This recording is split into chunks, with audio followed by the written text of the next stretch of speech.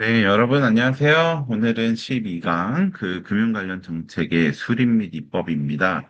오늘은 금융 관련 정책을 먼저 어떻게 수립을 하고 거기에 따라 입법을 하는지 알아보도록 하겠습니다.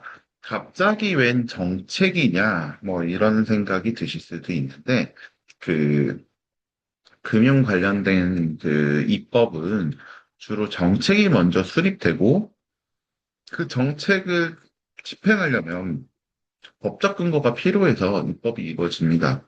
뭐 이거는 뭐 대부분의 산업 영역이 다 마찬가지일 텐데 그럼에도 불구하고 이제 정책을 좀 더 강조하는 거는 가령 민법 같은 경우에는 어떤 뭐 정책적 이슈가 그렇게 크지는 않아요. 뭐 여러분들 배웠는지 모르지만 뭐 우리나라 뭐 채권자 취소권의 요건을 조금 더 바꾼다. 그리고 뭐 채권자 대리권의 요건을 좀 바꿔서 완화하거나 높인다. 뭐 이런 것들이 있을 수가 있죠.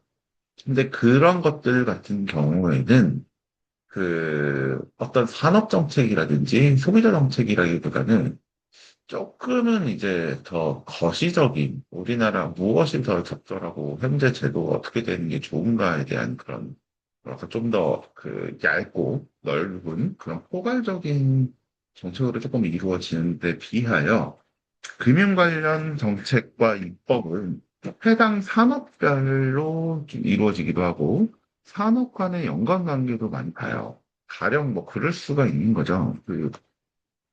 기업한테 자금을 공급하는 거는 금융투자업, 증권사나 아니면 자산운용사들이 투자를 하거나 돈을 대출을 해줌으로써 그 자금 공급이 이루어지기도 합니다. 그러나 이젠 뭐 그렇게 생각할 수도 있겠죠. 은행도 대출을 해줄 수도 있고 저축은행도 대출해 줄 수도 있고 뭐 다양한 방식이 있을 수가 있어요. 그러면 이 각각의 그 업권별로 기능을 어떻게 할 것이냐를 또 고민을 하게 되죠. 이렇게 이제 정책을 좀 수립을 합니다. 가령 뭐 예금을 좀 늘리고 싶어. 그러면 예금자 보호 금액을 조금 더 높이면 우리나라 사람들이 저축을 좀 더 많이 하지 않을까? 그 저축을 좀 더 많이 하면 은행이 유동자금이 더 풍성해지겠지? 그 은행이 유동자금이 더 풍성해지면 그러면 그 자금 가지고서 조금 더 은행이 금리에 더 싼 금리로 이렇게 대출해 줄 수 있지 않을까? 뭐, 이런 생각들을 할 수 있겠죠.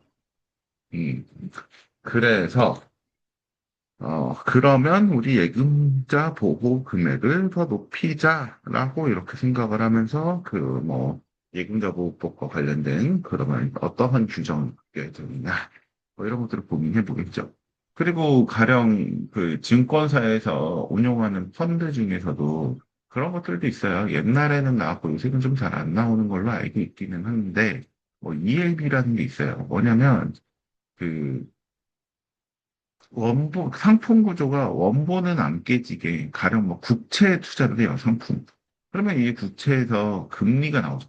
제가 어떤 ELB라는 상품을 취득하면 그 돈을 국채에 투자를 해. 국채에서 이자가 나오지 않습니까? 그러면 그 이자 가지고서는 다소 공격적인 투자를 하는 거죠. 뭐, 얼마 전에 상장한 뭐 스페이스X 주식을 산다든지, 아니면 뭐 하이닉스나 뭐 흥국전자, 뭐 이런 주식들 가격이 시적으로 내려갔을 때, 지금은 조정이 들어왔지만, 이거는 지금 AI 산업이라든지 반도체 산업이 사이클을 봤을 때는 무조건 올라! 뭐 이렇게 무조건이면 어쨌든 거의 오를 거야. 꽤 많이 오를 거야. 라고 확신을 하고서 딱 살 수가 있겠죠. 그러면 통상 국채를 샀을 때는 2% 내지 3% 정도의 수익만이 기대할 수가 있는데 그 이자 받은 거 가지고서 이제 삼성이나 하이닉스 주식 또는 뭐 스페이스X 뭐 이런 주식을 딱 떨어졌을 때 딱 사면 이 주가가 훅 오를 수가 있겠죠. 그리고 매달 매달 어차피 국채에서 금리가 나오지 않습니까? 원본 금리가 나왔으니까 그럼 금리 나온 걸로 이런 것들을 사는 볼륨도 계속 높여갈 수가 있겠죠. 그러면 수익률이 굉장히 높아질 수 있습니다. 그리고 이렇게 샀던 주식이 설령 떨어진다 할지라도 원본 자체는 그 국채를 산 거기 때문에 국채의 원본 자체는 안전하게 지켜지겠죠. 여튼 이런 상품이 있습니다. 가정을 해봐요. 그럼 이런 ELB라는 상품을, 야, 우리나라 너무 사람들이 예금만 해주고, 예금을 하면 다 대출 기관으로 들어가는데, 나는 금융기관이, 대출을 통해서 기업한테 자금 공급하는 것도 좋지만, 대출이 아니라 그 조금 에쿼티 투자, 주식을 좀 금융기관이 직접 취득하면 좋겠어라는 그러한 정책을 수립할 수도 있죠. 그렇게 해야 우리나라 국민 경제 성장이 더 잘 되고 기업도 주가가 오르는데 그리고 기업이 단지 주가가 오르는 것도 중요하지만 주가가 오른다는 것은 종합적으로 그 기업의 생산성이라든지 아니면 뭐 그 기업이 대출을 상환하지 않아도 되니까 재무적 건전성이 높아진다라는 걸 의미하겠죠. 재무적 건전성이 높아지면 해외 기업과 거래할 때도 조금 더 그 해외 기업들이 잘 믿어주지 않겠습니까? 사기친다는 게 아니라 내가 얘한테 공급받다가 이 기업 갑자기 망하면 어떡하지? 뭐 이런 생각들을 안 할 수 있도록 만들 수 있지 않을까? 뭐 이런 생각을 해요. 그런 생각을 하고 나면 이제 그러면 이런 기업들의 주식에, 에쿼티에 투자하는 그 금융기관은 무엇으로 할까? 은행이 투자하도록 해도 될 것인가? 라고 놓고 보면, 은행이 하게 되면 은행 부실 위험 같은 게 또 발생할 수도 있겠죠. 그래서 증권사가 하도록 하자. 그래서 증권사가 마침 이런 ELB 같은 것들을 많이 발행을 하니, 그러니까 증권사로 하여금 증권사의 ELB에 돈을 넣는 사람 같은 경우에는 똑같이 예금자 보호를 해주자. 실제로 CMA 중 일부의 상품은 예금자 보호가 적용되기도 했었거든요. 그러니까 뭐 그런 정책을 정할 수가 있겠죠. 뭐가 됐든 어쨌든 그 경제 정책과 거기에 맞는 금융 정책을 정하고 금융 정책을 정하고 나면 그다음에 행정이 법률 적합성이라고 들어보셨습니까?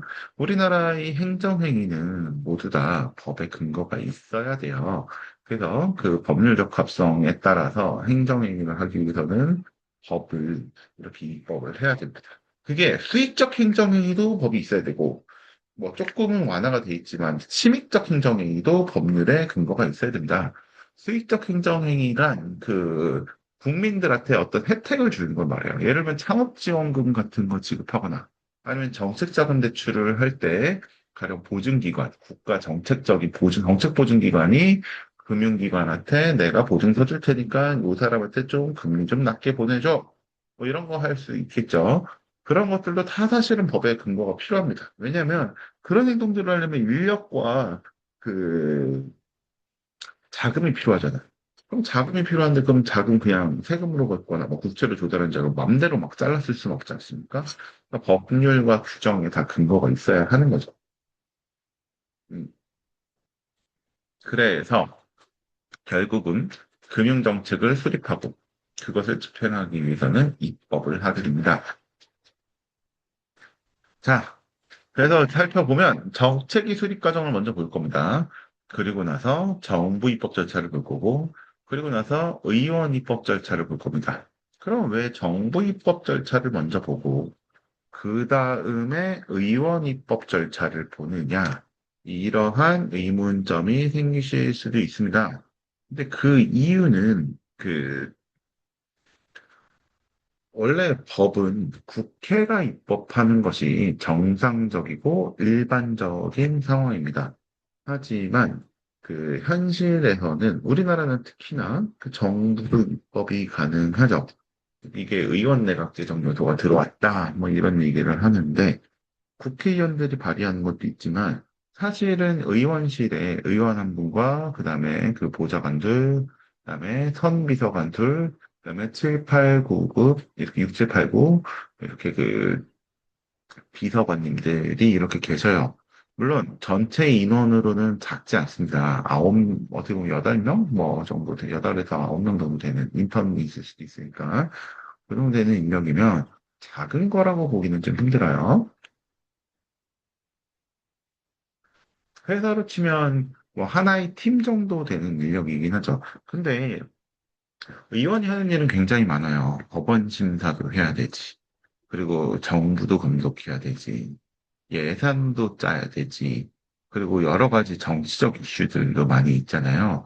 그런 것들에 대해서도 알아보고, 그리고 민원도 해결해 줘야 되고, 왜냐면 민원을 현재 제도에서 해결할 수 있는 것도 있지만, 아니면 그런 걸 또 다 입법을 해야 되지 않습니까?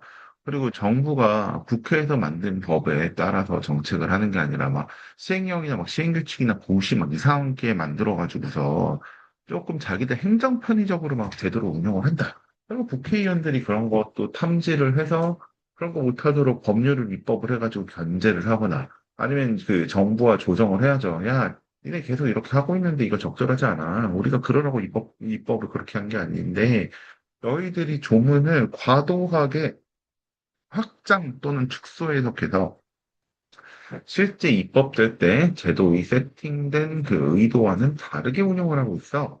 그러니까 니네 이렇게 좀 해줬으면 좋겠어. 그거 맞진 않아. 안 그러면 우리가 이러이러하게 입법을 해서 그것도 못하게 해버릴 거야.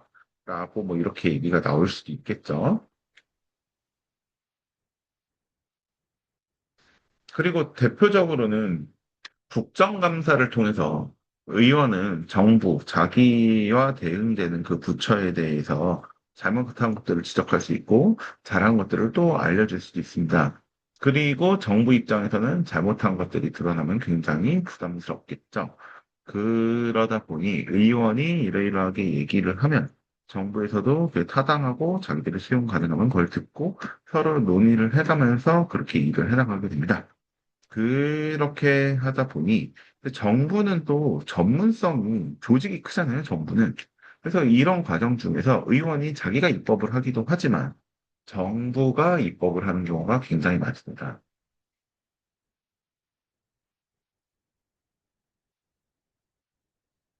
왜냐면 그 의원들이 그리고 정부 왜냐면 정부 같은 경우에는 그 일을 직접 집행하고 있기 때문에 해당 업무에 대한 정보라든지 노하우라든지 전문성이 의원실보다 더 많겠죠.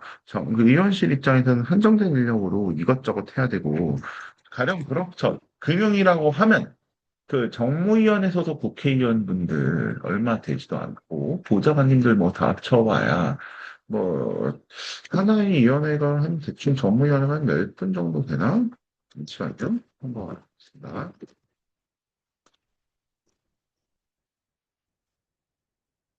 네. 대충 현재는 24명 정도 된다고 하시네요. 정무위원회. 그럼 24명의 국회의원과 이를 보좌하는 대충 뭐 9명 정도, 풀 인원 찼을 때 100명 정도밖에 안 돼요. 이 정무위원회 국회의원들이 봐야 되는 영역은 국무총리실도 봐야 되죠. 그리고 금융 쪽도 봐야 되고, 그다음에 개인정보보호도 봐야 되고, 그 공정거래위원회도 봐야 될 겁니다. 그러면 음,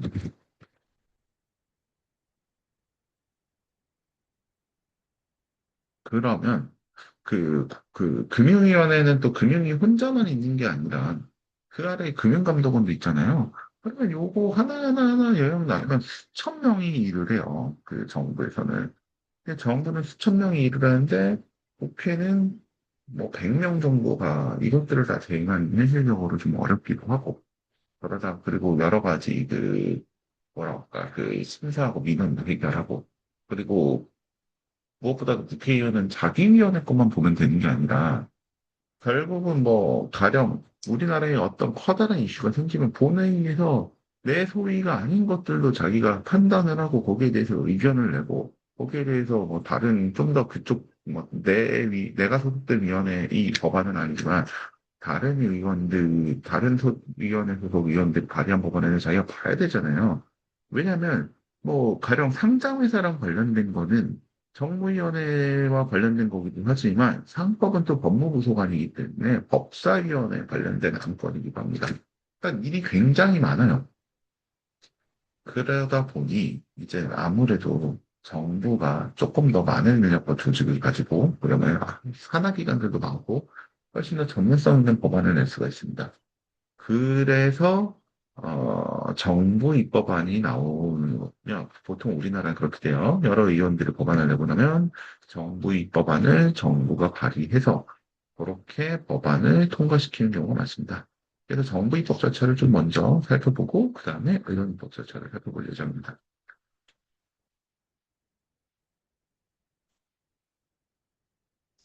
네, 정책 수립 과정을 좀 보겠습니다. 금융정책은 어떻게 수립되냐라고 보면 정책 의제를 먼저 설정을 해야 되는데 시장의 변화 또는 문제 인지로부터 시작을 합니다. 먼저 크게 뭐 두 가지 루트 정도 이렇게 좀 생각해 보시면 될 것 같아요. 먼저 첫 번째는 그 금융안전위원회 등 국제기구가 있습니다. 이런 국제기구들을 뭐 되게 여러 가지가 있겠죠. 뭐 OECD 있고 IMF도 있고 뭐 그다음에 여기 아래 기재해두신 FSB도 있을 수가 있겠죠. 그리고 뭐 IOSCO라는 그런 국제기구가 있을 수도 있습니다. 이런 국제기구는 글로벌 금융 동향을 이렇게 살펴보고 각 나라의 여러 가지 상황을 이렇게 살펴봅니다. 그런 것들을 살펴보고 나서 글로벌하게 어떠한 이슈들이 있고 우리가 그것을 어떻게 대응하는 게 좋고 그걸 위해서는 국제 공조가 필요한데 공조가 필요하다는 거는 A 나라와 B 나라와 C 나라 등이 사실은 그 서로 어느 정도 절차가 비슷하고 뭔가 통일된 프로토콜이 있어야 공조가 가능하지 않겠습니까? 그래서 이런 환경 변화에 대응할 필요성이 있다라고 판단을 하면 이 국제기구가 이러이러한 법률들 입법해주세요 라고 합니다.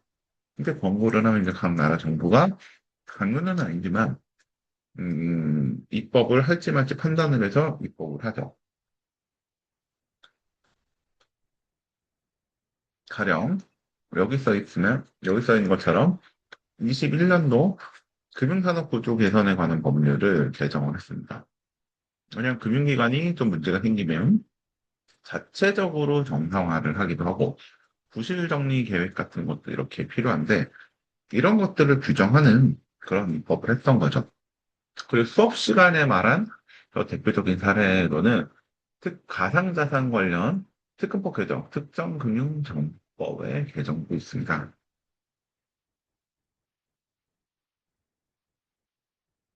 어떤 내용이냐면 그 가상자산 관련해서 특정금융정보법의 개정은 어떤 내용이냐면 그 가상자산이 많이 퍼지니까 널리 활용되니까 이게 사실 막 테러 자금 같은 데서도 막 사용이 되는 거예요. 그래서 그 이거 기존의 이제 금융거래 같은 경우에는 A 나라에서 그 인허가 등록 신고 등을 마친 금융기관이 취급을 해. 그러면 이거를 그 금융기관 빼놓고서는 자기가 금융거래를 하면 그냥 현찰 들고 가는 것밖에 없었어요.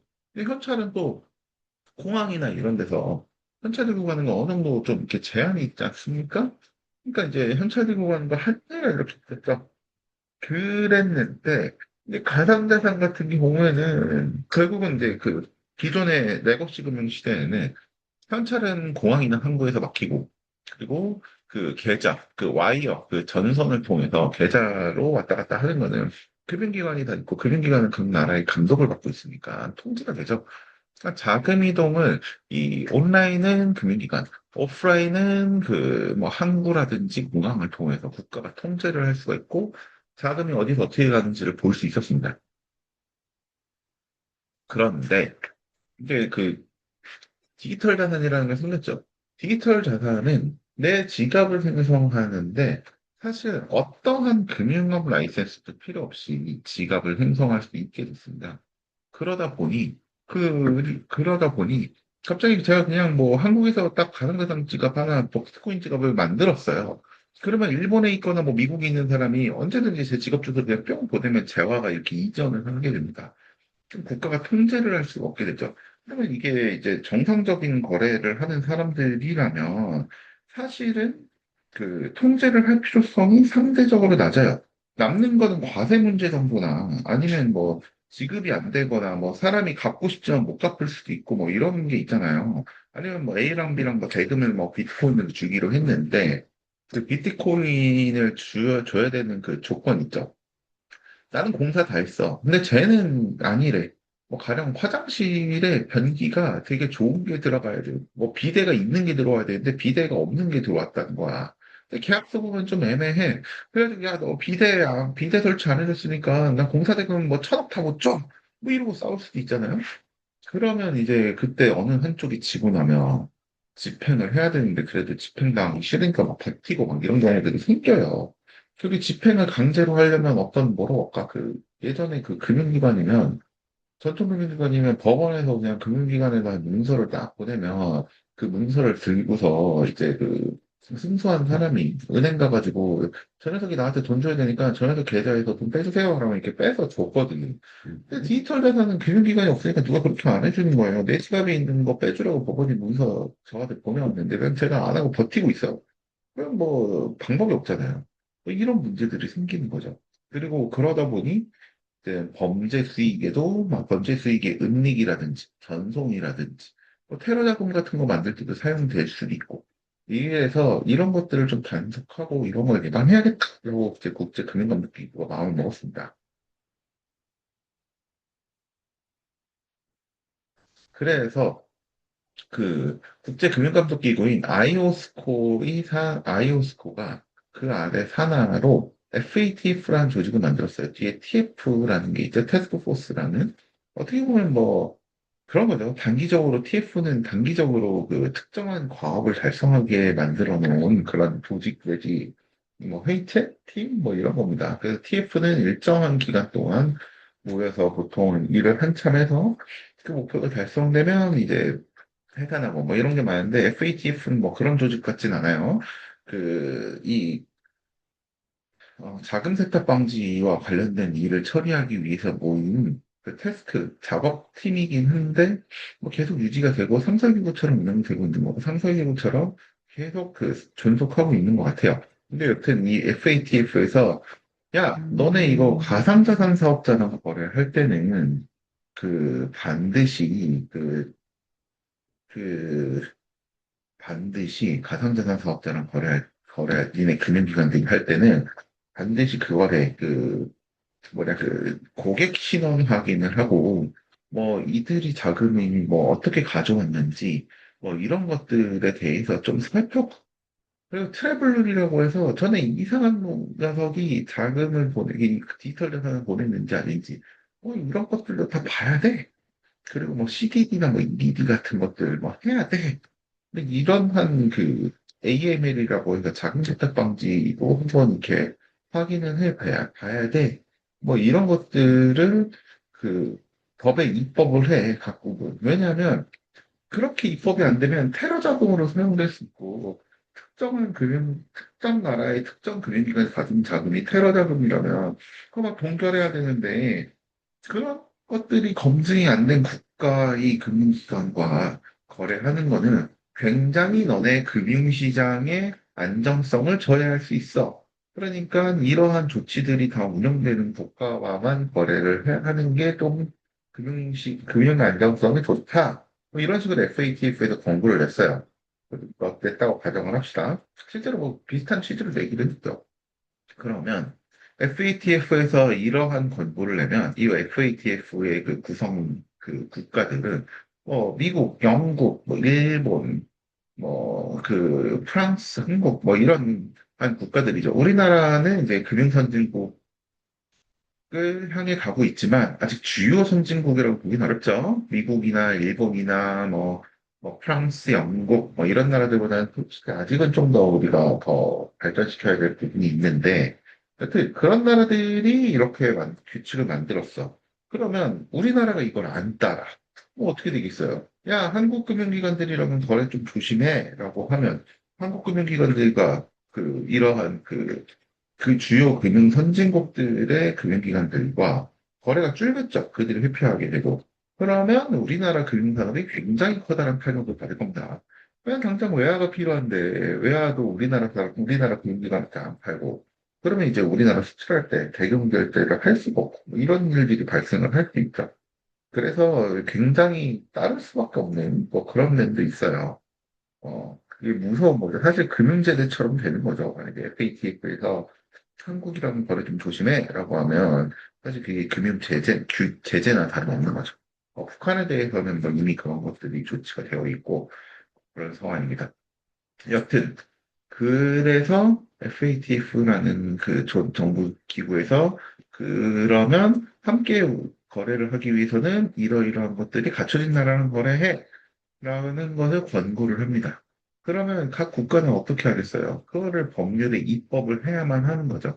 그렇게 입법을 해야 그 자기네 나라 금융기관들이 지키고, 그리고 감독기관들이 금융기관들한테 시킬 수 있고, 잘못하면 그거를 처벌하거나 제재를 할 수가 있게 되는 거죠. 수사기관도 그래야 그걸 안 지킨 사람들을 형사처벌할 수도 있고요. 그래서 이러한 국제기구의 권고에 따라서 그 입법이 이루어지는 경우들이 있습니다. 두 번째, 대규모 불안전 판매, 횡령, 시스템 위기 등 대형 금융사고가 발생했을 때 그 원인을 방지하기 위해서 입법을 하기도 합니다. 물론 여기에 써 있진 않지만, 어떤 특정 산업을 정책적으로 조금 살리기 위해서 입법이 이루어지는 경우가 당연히 있습니다.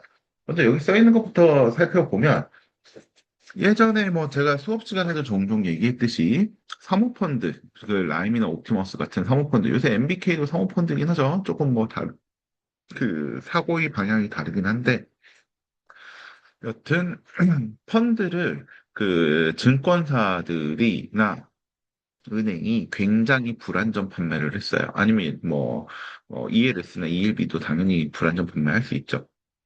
그러면 야, 이거 보니까 기존의 법들을 금융기관들이 엄청나게 위반한 건 아니야.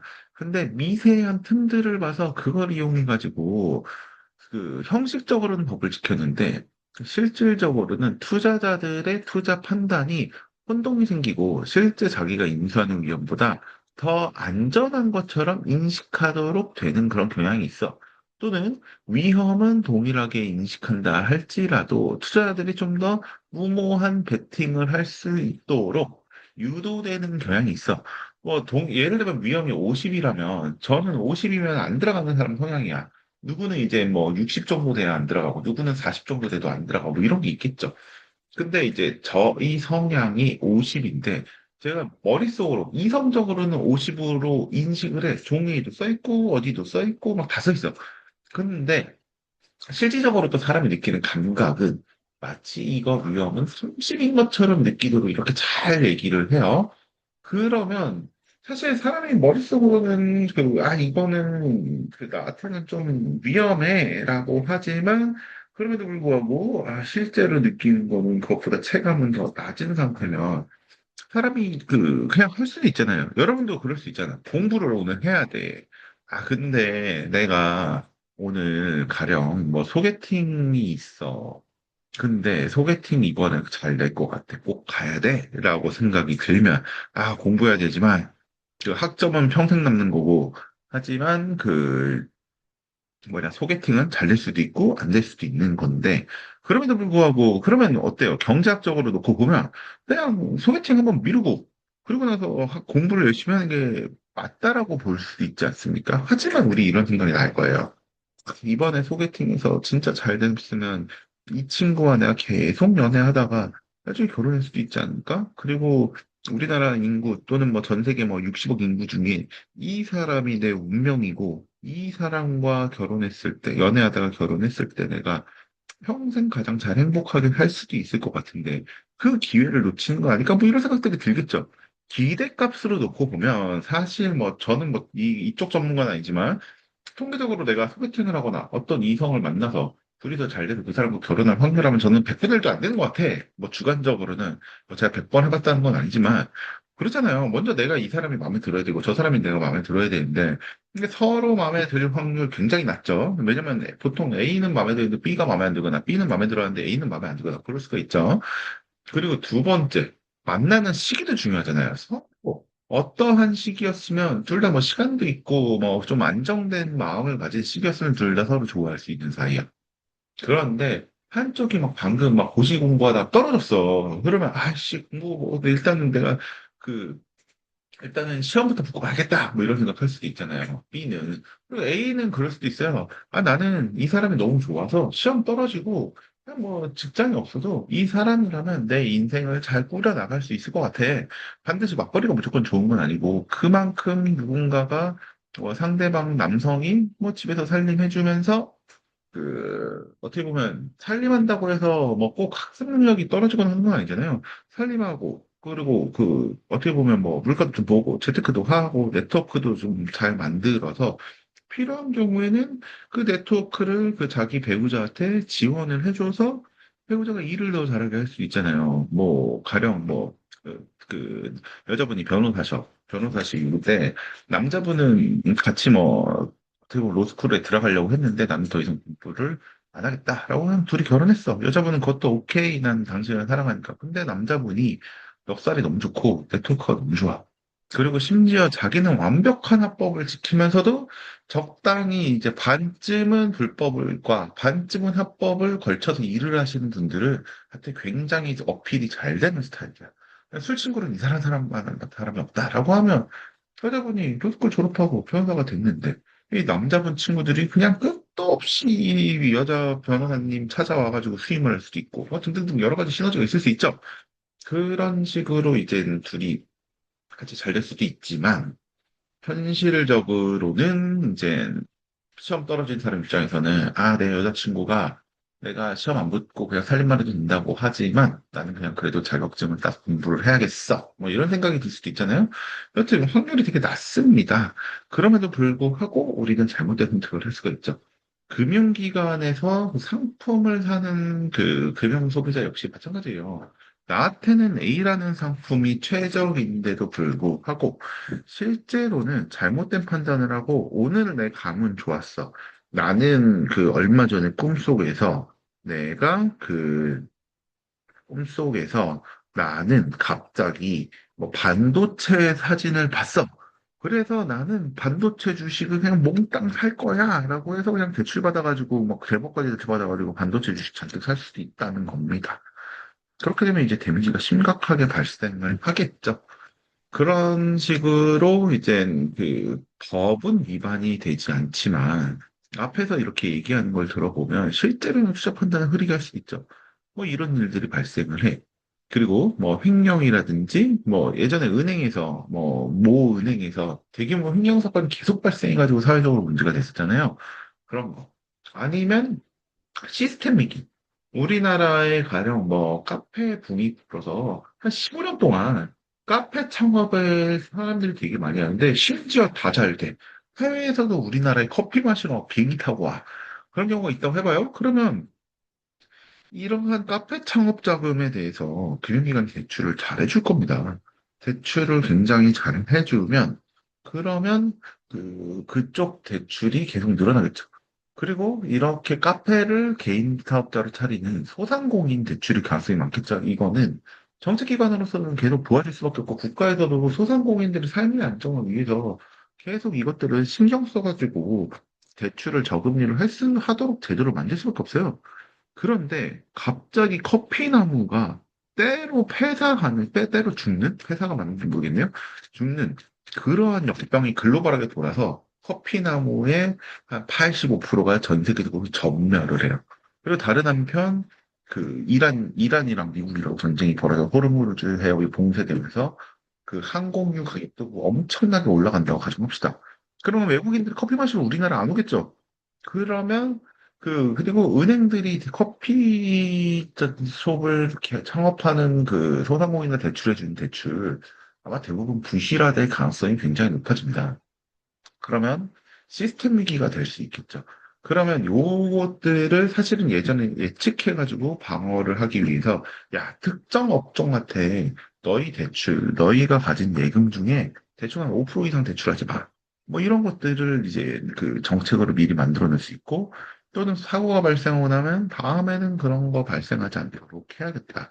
그러려면 금융기관들한테 이러이러한 조치를 하도록 감독기관이 강제할 수 있어야 되고, 강제를 할 수 있으려면 법의 근거가 있어야 되니까 그것을 규정을 만들어 놓자라고 이제 하게 되면 법령을 만들죠. 가령 21년도에 머지포인트 사태, 24년도에 팀원 위메프 사태 등 이때 이제 전자금융거래법이 개정됐어요. 머지포인트 사태나 팀원 위메프 사태는 두 개가 좀 다른데 머지포인트 사태는 그런 거였어요. 머지포인트라는 여러분 카카오 아니 네이버에 네이버 포인트 뭐 이런 거 네이버 페이 같은 데 적립할 수가 있죠. 카카오에도 적립할 수가 있고.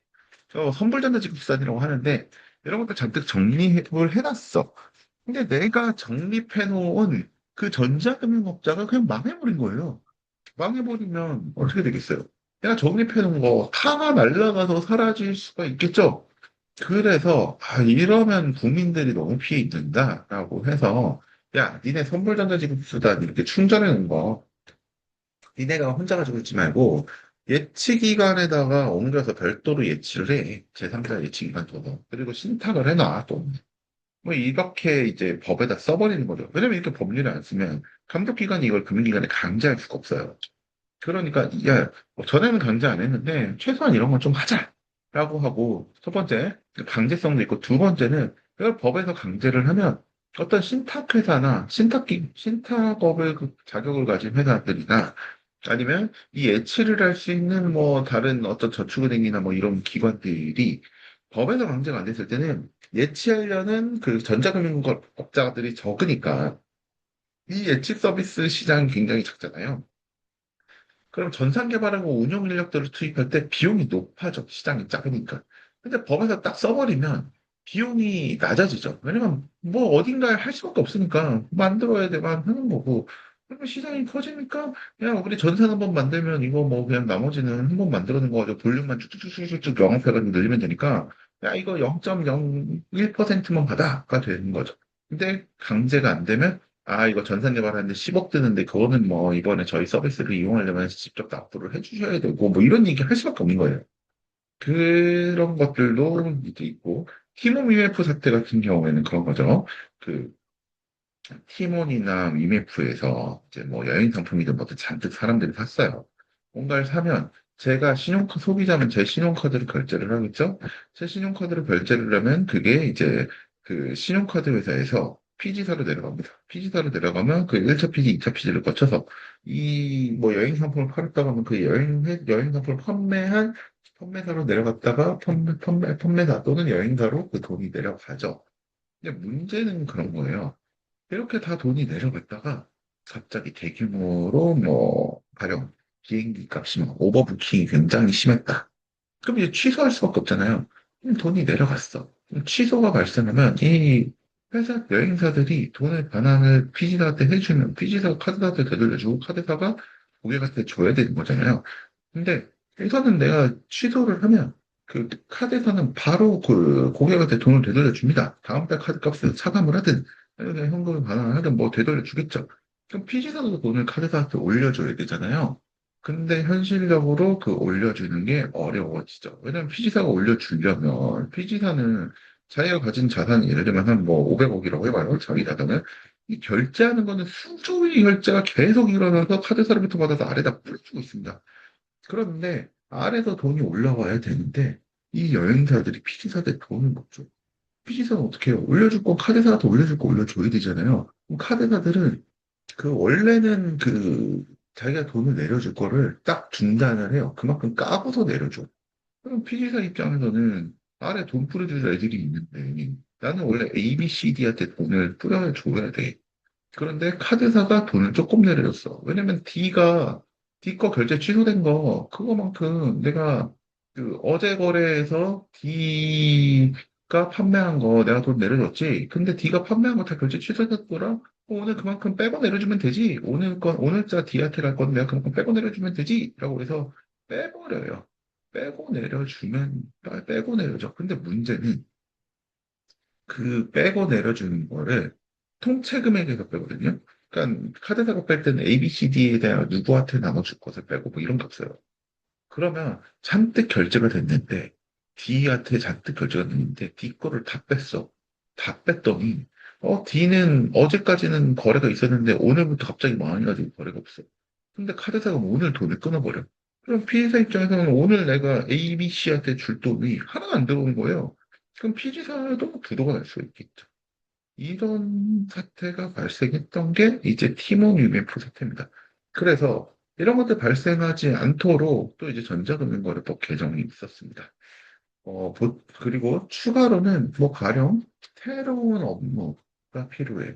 예전에는 펀드를 운영하는 거는 자산운용사가 하고 그다음에 우리가 HTS를 이제 한국으로 들어가서 거래할 수 있도록 이렇게 그 사이에서 서비스를 제공해 주는 건 증권에다가 했는데 어느 날 보니까 펀드를 운영하다 보면 돈도 빌려야 되고 주식도 빌려야 되고 뭐 회계장부도 정리해줘야 되고 뭐 하는데 펀드 운용사들은 이것을 할 사람을 자기가 다 뽑기를 원치는 않아야 해요.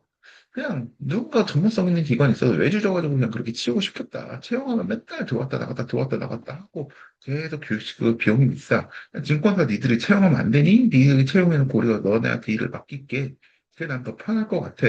어차피 우리 너네 시스템 이용해서 거래하잖아. 그러니까 좀 그렇게 해줘. 내가 서비스 비용을 줄게. 라고 할 수도 있어요. 이런 걸 프라임 브로커라고 하는데 이런 프라임 브로커가 좀 있어야 국내 펀드 산업이 조금 더 효율적이고 원활하게 돌아갈 수 있을 것 같다라고 생각을 하면 이 프라임 브로커라는 산업을 할 수 있도록 하기 위해서 법령 정비가 필요하죠. 기존의 증권사가 못했던 것들. 이러한 수요들에 따라서 법령을 정비해서 만들기도 합니다. 일단은 정책 이제는 이런 식으로 설정이 돼요. 그리고 나서 정책 기획 단계는 조금 쉬었다가 하도록 하겠습니다.